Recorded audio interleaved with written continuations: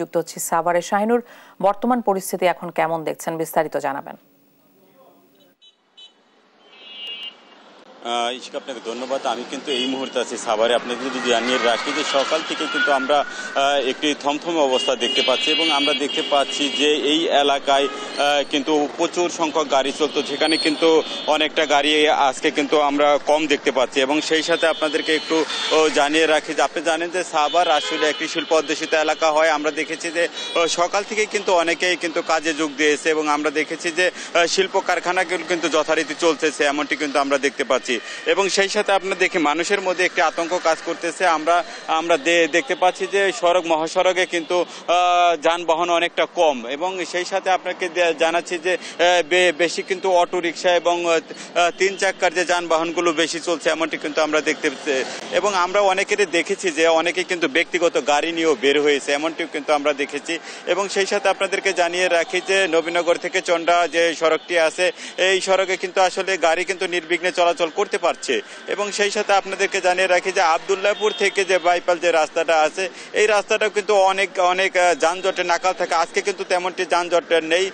মানুষ কিন্তু যারা বের হয়েছে তারা কিন্তু স্বাভাবিকভাবে যে চলাফেরা করতে পারছে, এমনটি কিন্তু আমরা দেখতে পাচ্ছি। এবং সেই সাথে আপনাদেরকে জানিয়ে রাখি যে ঢাকা-রিচা মহাসড়ক এখন পর্যন্ত মানুষ কিন্তু চলাচল করতে পারছে, কিন্তু অন্য দিনের তুলনায় কিন্তু ওই রাস্তায় যানবাহন কম, এমনটি কিন্তু দেখা যাচ্ছে। আপনাদেরকে জানিয়ে রাখি যে এখন আমরা কিন্তু দেখেছি যে আইন শৃঙ্খলা বাহিনীর কিন্তু নজরদারি ছিল চোখে পড়ার মতো এবং তারা কিন্তু তাদের গুরুত্বপূর্ণ যে পয়েন্টে কিন্তু তারা বসে আছে, এমনটি কিন্তু আমরা দেখেছি। এবং সেই সাথে আপনাদেরকে জানিয়ে রাখি যে আইন শৃঙ্খলা বাহিনী কিন্তু অনেকটা সতর্ক অবস্থানে আছে, এমনটি কিন্তু আমরা শুনতে পেরেছি। এবং সেই সাথে আপনাদেরকে জানিয়ে রাখি যে সাভার আশুলিয়ার যে আমরা দেখেছি যে এখন পর্যন্ত অনেকটা শান্ত, কোনো রকম বিশেষ করে আমরা কিন্তু ইতিমধ্যে আমরা দেখেছি যে বিশেষ করে যারা আওয়ামী লীগ এবং ছাত্রলীগ যুবলীগ এরা কিন্তু